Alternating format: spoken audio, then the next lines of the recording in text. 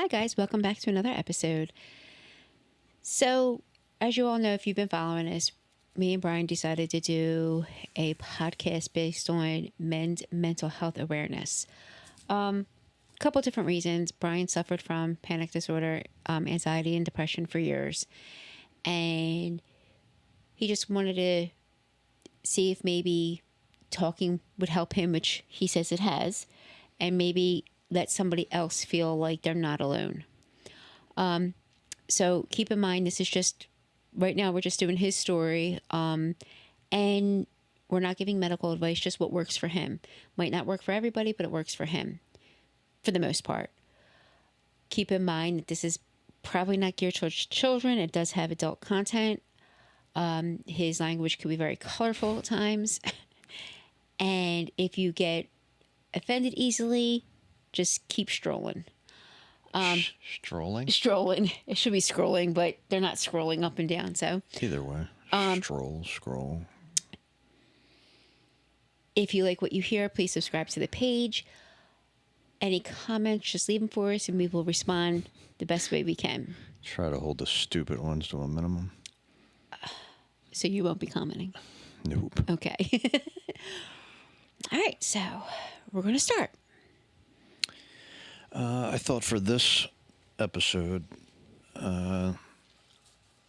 we would get a medical professional's view and opinions on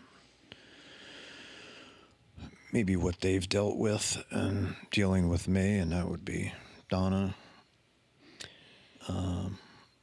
You give us some of your credentials as far as medicine. I've worked in the medical field for 26 years now. I have worked in doctor's offices, hospitals, specialist offices. I currently teach. I have dealt with everything from... What do you teach? I teach students that are in a medical assistant program. Most of them roll that into nursing. I have seen through my career everything. Like, you can't throw anything at me. I'm also an EMT. So I've dealt with the stuff on the street as well. So everything hasn't been controlled. I love how people think that an office is a controlled environment. How about schooling? I got my BSN through Newman. I got my master's in education through Eastern, and I am currently attending Liberty University for my doctorate in education. And next year, she's going to take over the world. He keeps saying that I'm really not. And my EMT certification came from the state of Pennsylvania. And also passed Fire School 1. Yes, I passed Fire 1, and I have a bunch of other credentials for fire school, like hazmat and stuff like that. CPR instructor, allied health professional. I am a CPR instructor, allied health instructor certification. FEMA certified. Yep, FEMA. I got... actually, I also have... I don't know why I have this, because I did it through my school. I also have a FAA certification for... I'd have to look at it. It's an FAA certification that they offer their students. Please don't tell me your landing plans. No, but I do believe... Your sense of direction sucks. I do believe I'm the type of person, any test that I give my students or any certification that they take, I also take it. So I'm OSHA certified, HIPAA certified. I'm also a HIPAA compliance officer. So I got that certification as well. Okay, so what was your first job or volunteer position in the medical field? I worked... EMT or?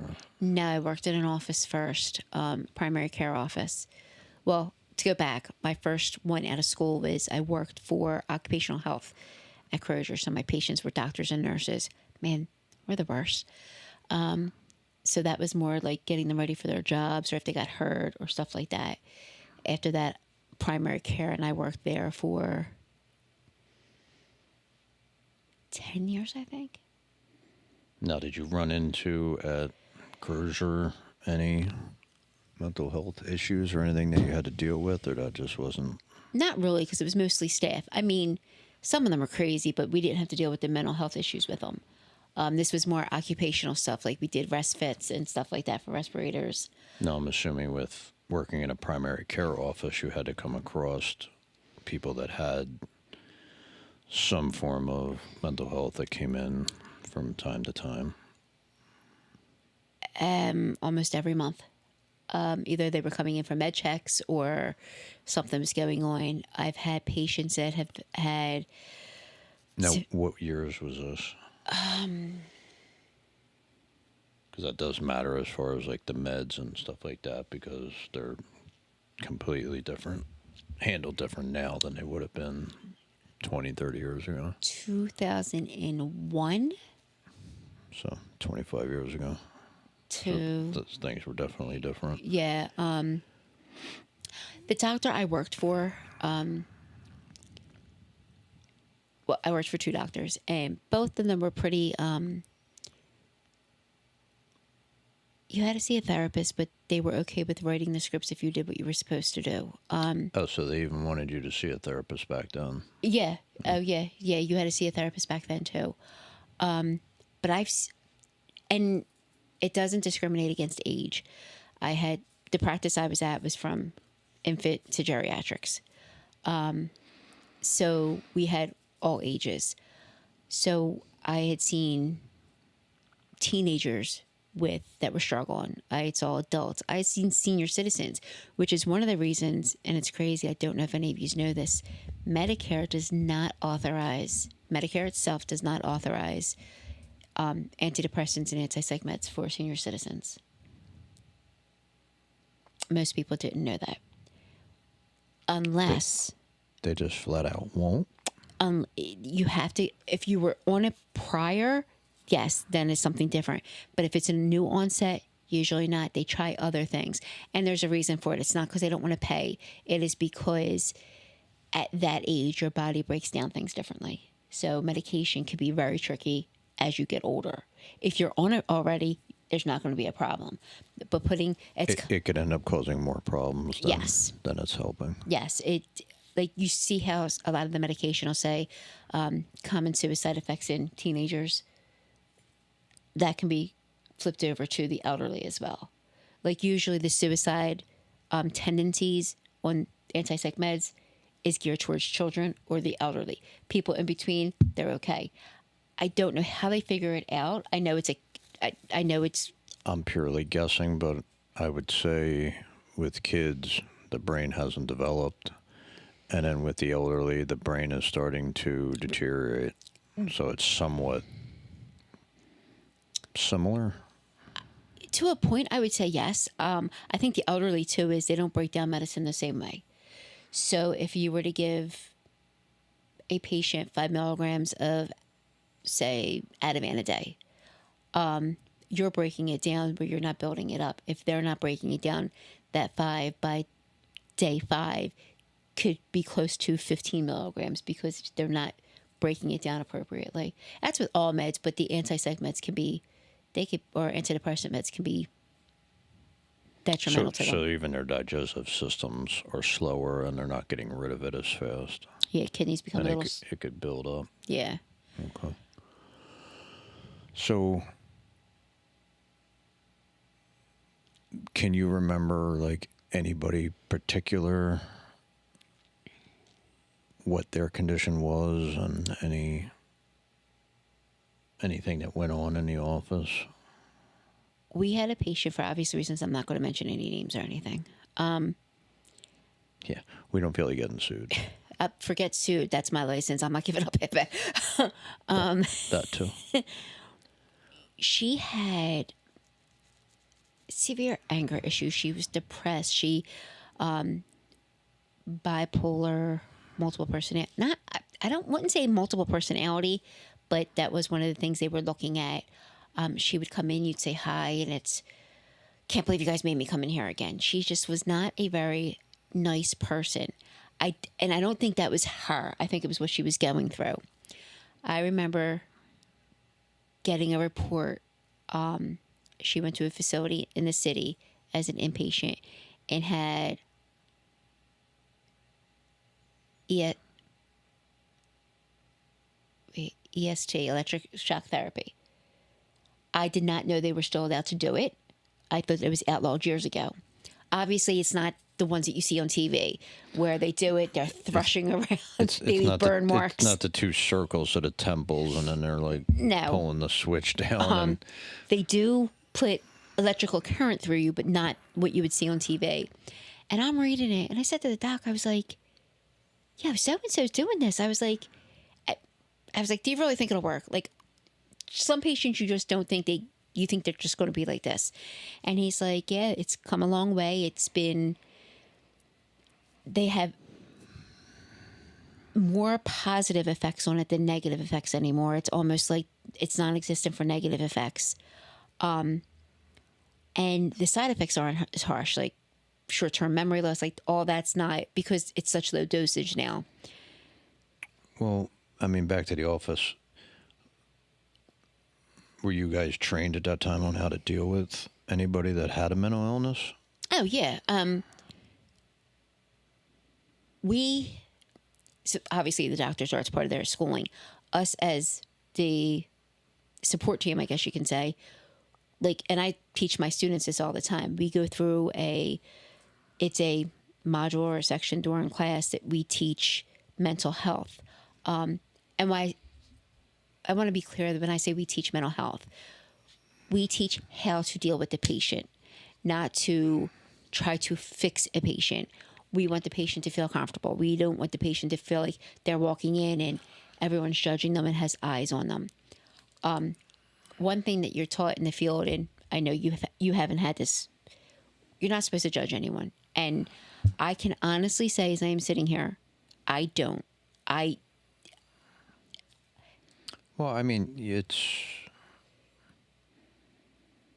yeah, I mean, you should treat everybody the same, and there's going to be accommodations, I would assume, for certain people, but If I had somebody who is anxious about getting blood drawn, I deal with them differently than I would deal with somebody else. If they were going through something, I've sat with patients that I held their hand as they cried.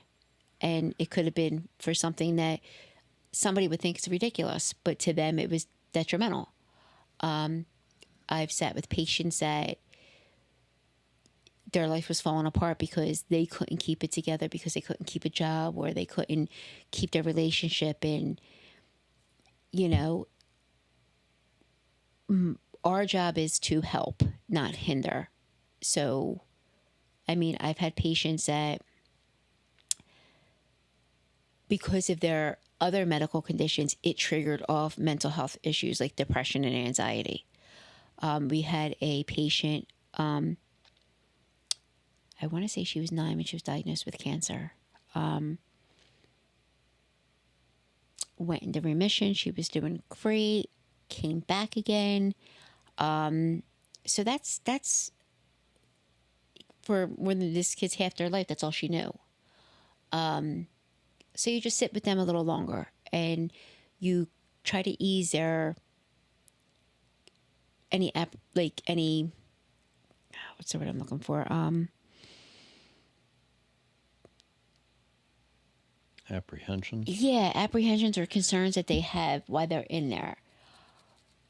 Can you remember anybody that you would be able to associate with me and stuff that I go through? The one that had the electronic shock therapy.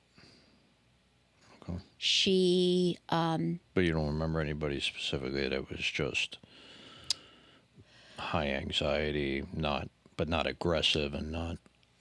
so we had, I had a young man. He was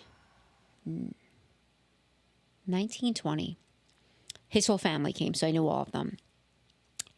Getting him to the doctor was almost impossible. He had a fear. He went there, something was going to be wrong. It was kind of like not to be kind of like yours. It was irrational, like,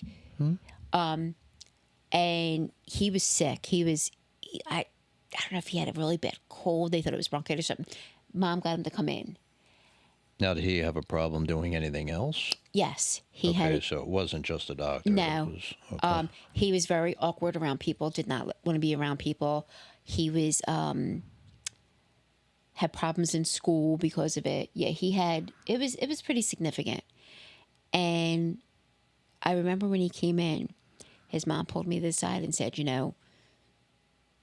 he's really upset. He doesn't want to be here. And I was like, that's all right. And she's like, I told him that you were going to be here and that you would walk him through everything. And he came back in, and I must have sat there with him a good 10 minutes before the doctor came in, just talking to him. And I like humor. So I kind of make things kind of light. And the damn doctor ordered blood work.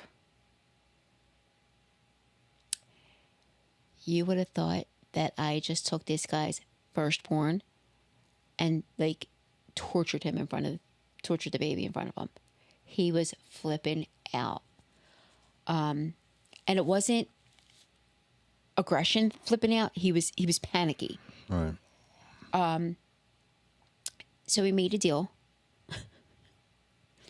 They wanted it. Was it just the needle part? I don't think it was the needle as much as me taking something out of him and him not having control of it. He had tattoos. So.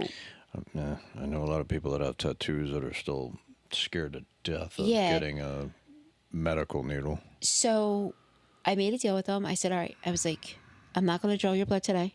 I can't. You're way too amped up. I'm afraid for my safety. Yeah. So I told him, I was like, you come in tomorrow morning. I will have breakfast here for you afterwards, because it was fasting. And he goes, no, you won't. I was like, the only way to find out is to come in. And Bribery always works. so I said to his mom, I was like, what does he like? So she told me. I was like, all right, some funky sandwich from Dunkin' Donuts, which I'll have you know, I had to go out of my way to go to work that morning to stop and get it. But I did blood before patients came in. Wait, you had to go out of your way to hit a Dunkin' Donuts? You can drive past 7 of them right now. Back then, I couldn't have. Okay. I mean, they're almost like Wawas. So his mom. For anybody that's not from this area, and you just heard me say Wawa, it's WAWA. It's actually a convenience store like 7-Eleven and Sheetz and Turkey Hill. And Royal Farms now. I didn't name it, so just in It case. means wild goose. Just in case anybody went, what the fuck did he just say? But Mom brought him in the next morning. And he comes in. He's like, she drugged me here. I said, what did I tell you? And I brought the food and I put it on the counter. And I was like, you let me draw your blood and that's all yours. And he's like, you really went and got me. Well, it was like a breakfast. carrot on a stick. And he was like, you really got me. I was like, yeah. I was like, whatever it takes to get you in here. And after that, it was funny because his mom would say, he's only coming if you're there. And it broke when I left the practice. It broke my heart.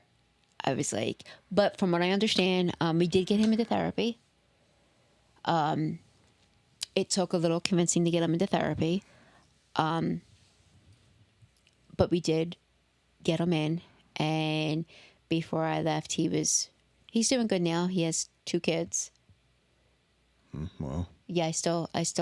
So he's doing a lot better. He is. Because if you wanna stress yourself out, have a couple kids. Well, that's a real good way to fuck your shit up. They don't live with them. Like, well, they didn't back then. They were still with the mom. They weren't married. Oh, okay. I don't think they were planned. But yeah, Most aren't. I had patients that were suicidal. I remember one at the back of my hand. I don't know if people are familiar with cutting. Self-harm, yeah. Self-harm. So she was a cutter. And we had a long talk one day. she came in for blood work and the doctor wasn't there, so I was doing the blood work, and I saw her arm, and she pulled it back. She's like, "Can you do this one?" I was like, "Sure." And she goes, "I know you don't get it." I was like, "I've heard of why people do it." I said, "I've never done it." And she explained it to me where I was able to understand the thought process. And I said, "That makes sense." I was like, "But how do we get you out of this?" And she was bad off. I mean, at one point she drank antifreeze. That'll Yeah. normally kill you. Yeah, she chased Tylenol with antifreeze. So it was, I'm assuming she went to the hospital and yes, all that. I yes, was yeah. gonna say because antifreeze by itself will kill you. It'll shut your kidneys down. We were able to get her into an inpatient facility. And I'm probably not your typical person that works in a doctor's office, though, because I follow up with people. Like, you know that. You see me do that now. So when she was inpatient, I would just call and I would just tell the front desk, "Hey, can you tell so-and-so that Donna had called and was checking in on her?" So I think the fact that they felt like they had somebody helped. She was doing better. She actually relocated, so, but she was doing, and that's one of the things she said. She had to change her environment to change her ways.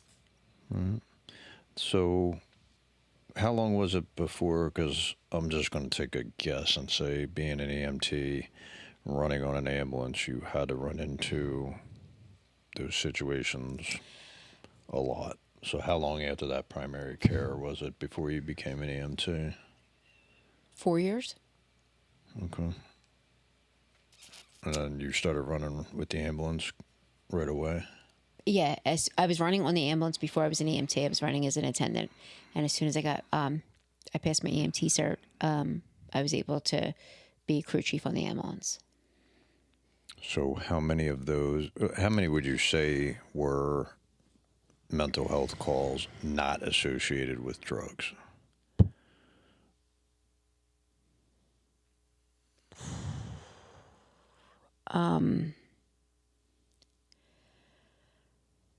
I mean, again, we're also going back before this drug epidemic started, or It was starting. it got this big. Yeah, it wasn't this big. We had quite a few. We had a lot of domestics that were based off of mental instability, mental illness. I can't. There was a lot. Any ones that stick out?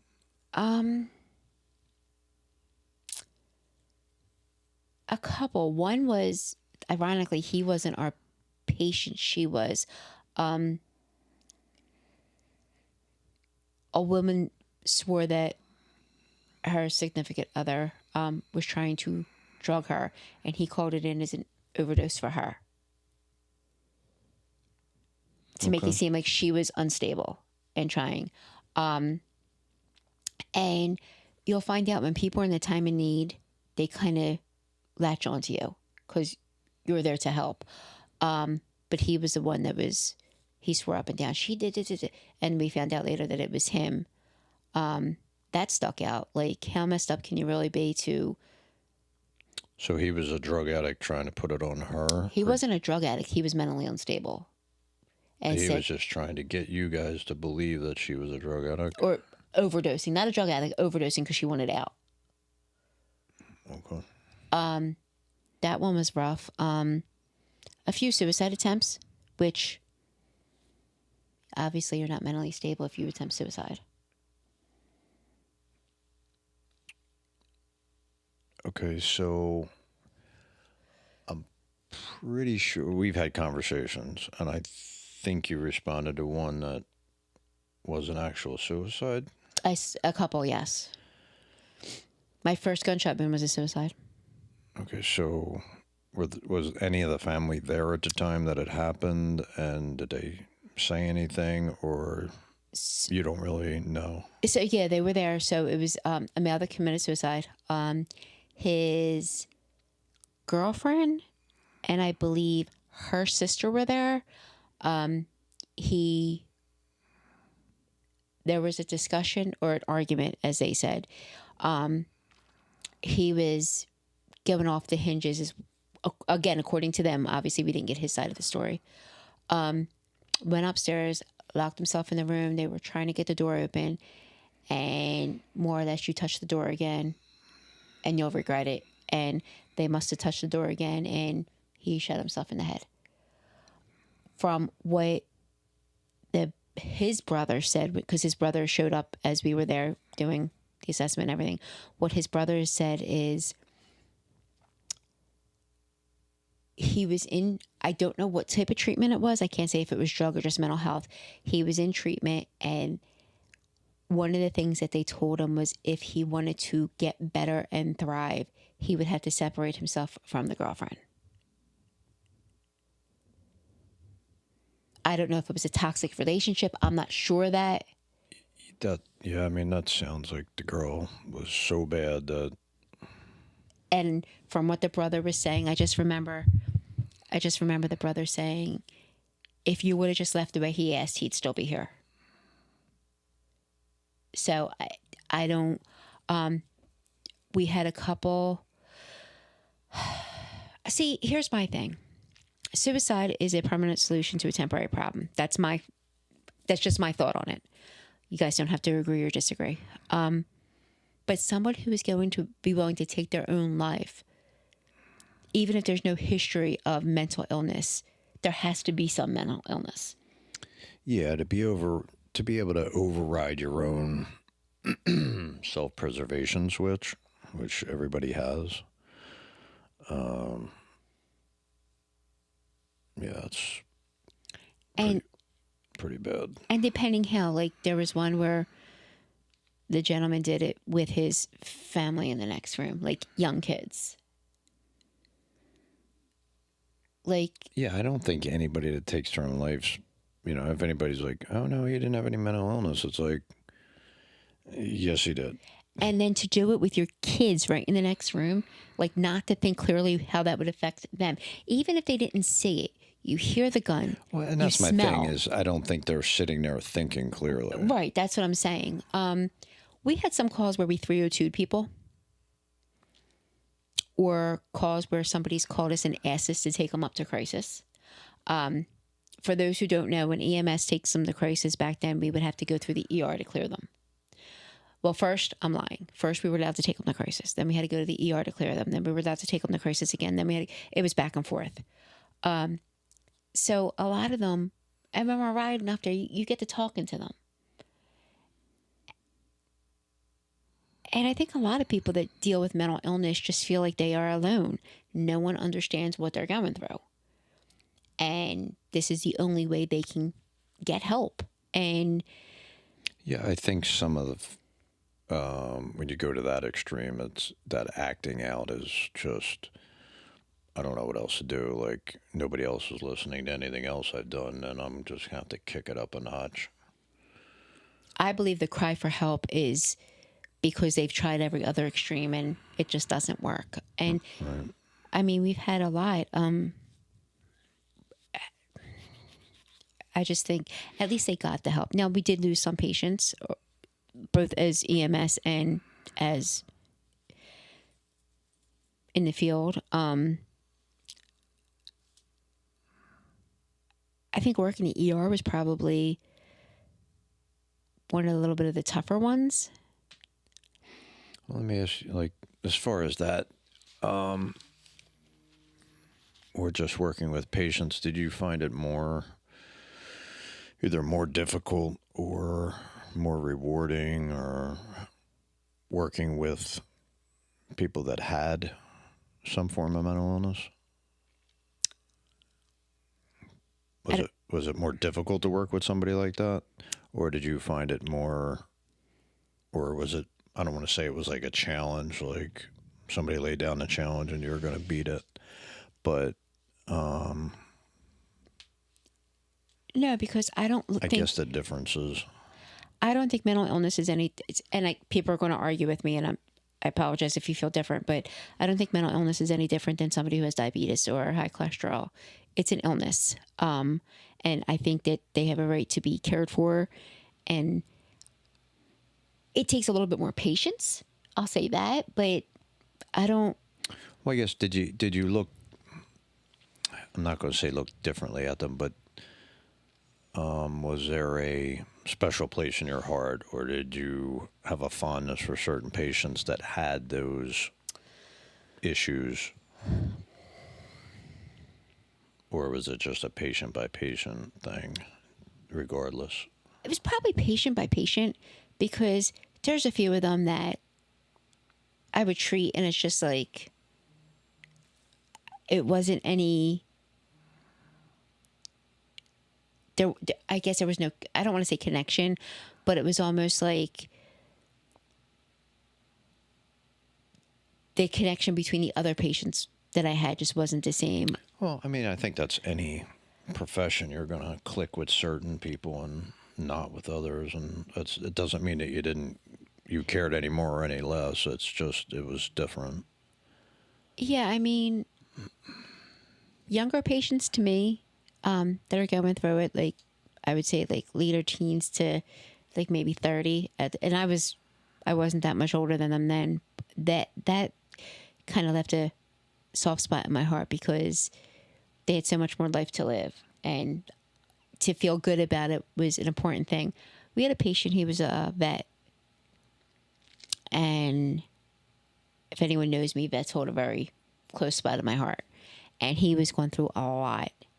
And because of the insurance he had, it was military insurance, so, but it was the military where he can see civilian doctors.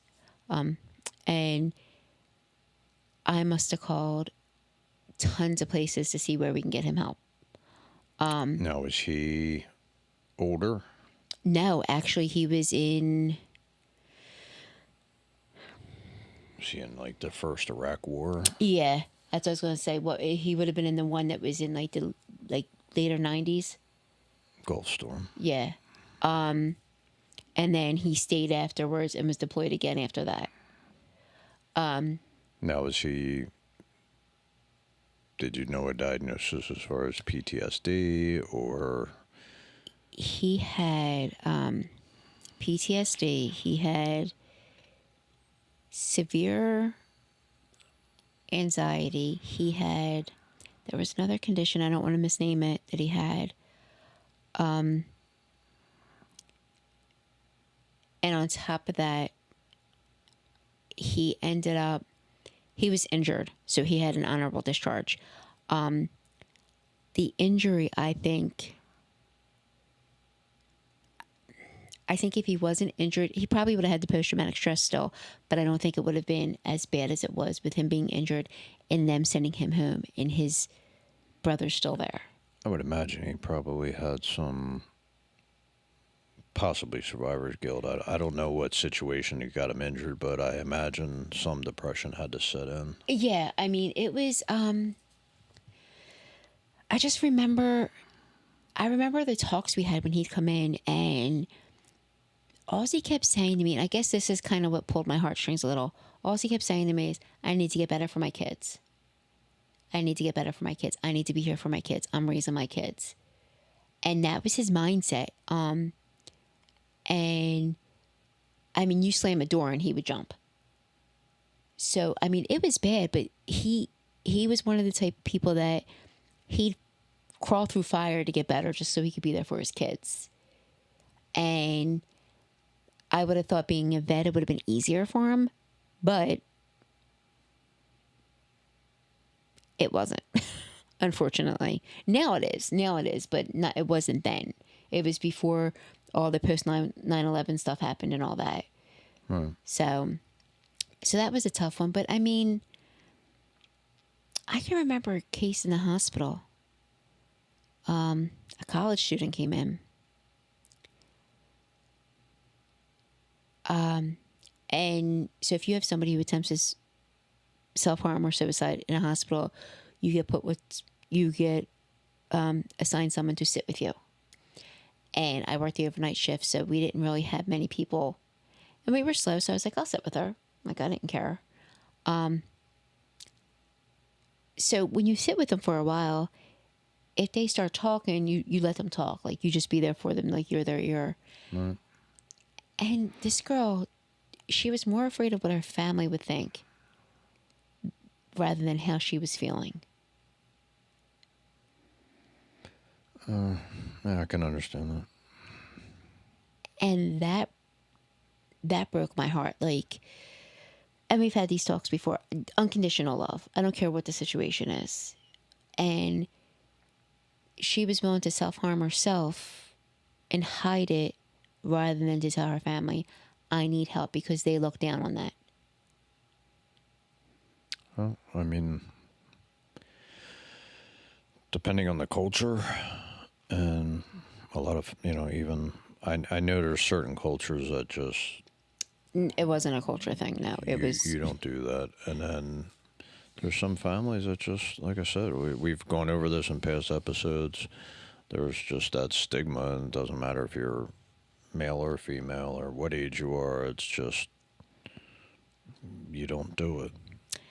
and just that breaks my heart. Like, especially as a clinician, like you just want to like grab the family members and shake them and be like, can't you see they're hurting? Like, help them. But, there's certain things that we can't do, like shake patients' family members. I think that's called assault. No, that would be the battery. Assault is the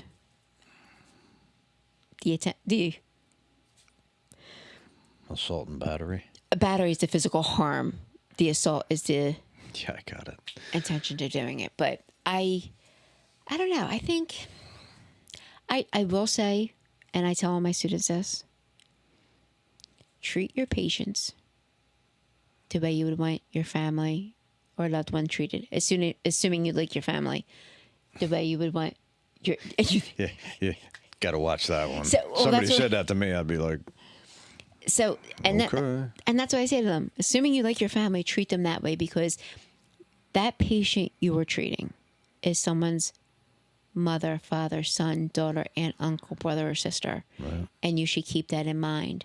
And you don't know their story. True. And I think that's the bigger one. And it's one of the things that me and you get into discussions about. Nobody knows your story. So, Yeah, nobody knows the guy sitting on the bench. You have no idea what he's been through. Or the lady walking down the street with the cart, full of junk or whatever it is, might be all her worldly possessions. You don't know how she got there. And I'm guilty of it as anybody else, as seeing people and going, bum, and wacko, and that bothers me. We had I've told you about the gentleman we had before. Both husband and wife both worked. Wife came down with cancer. Yeah. Drained the accounts, lost the house, and they had kids. Unfortunately, the wife didn't make it.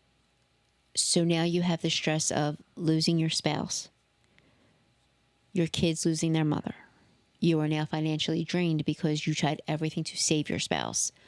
No family. I don't know if the wife had family or not. I know he didn't. The strain on him. I can't imagine that. But all people now say is, you have kids and you're homeless. How did you get there?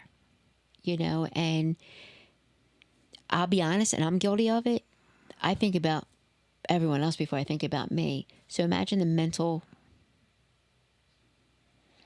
Well, and I mean, like I said, I'm guilty of looking at people and assuming the worst and thinking it's, 100% their fault.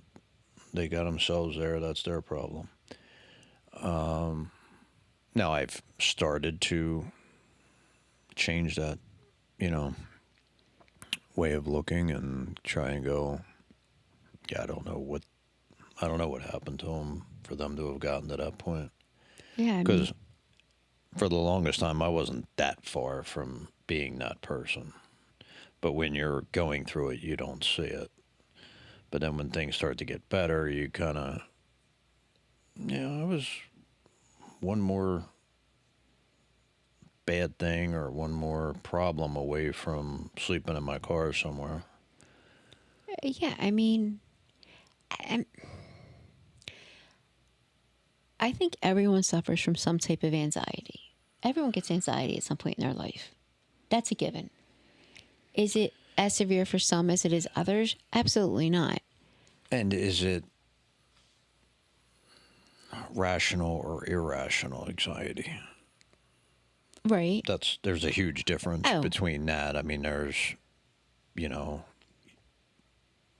you're crossing the street and somebody is aimed at you with a car and you just suddenly get frozen with panic. That's rational. okay. Sitting in your car and thinking a herd of buffalo is going to come out of Walmart and run over your car, that's irrational. Why are you telling people the way I think? I'm just saying. But, okay, so I had a discussion with you with what I felt like when I was on the bridge. Yeah. You laugh. You, who has irrational thoughts all the time, are laughing at that. That to me was that was real.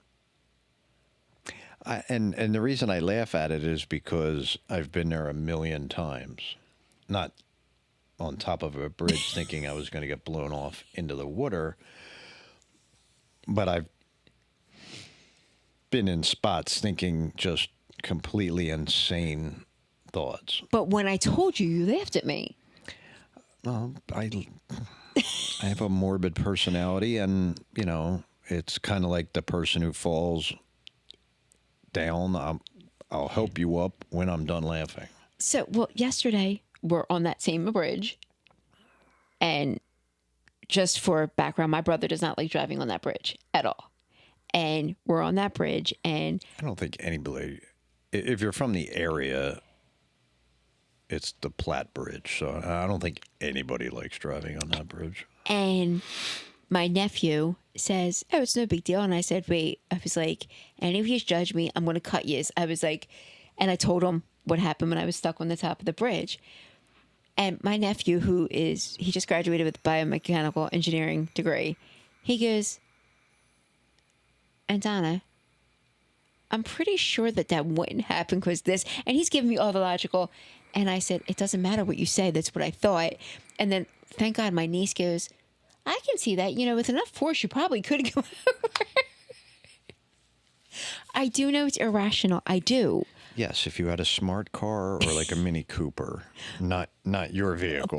And, but, I mean, my heart was like, I'm not going to say what our overly large vehicle is, but you could put a smart car or a Mini Cooper in it. I get that, but it was still, and I've had other irrational fears.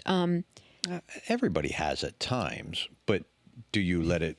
The difference between you and me is you don't let it stop you from going over that bridge again. It doesn't start to change how you think from day to day, and that's what happened. That's either what I let happen or that's what happened. If I think maybe if my mentality was a little different, I might.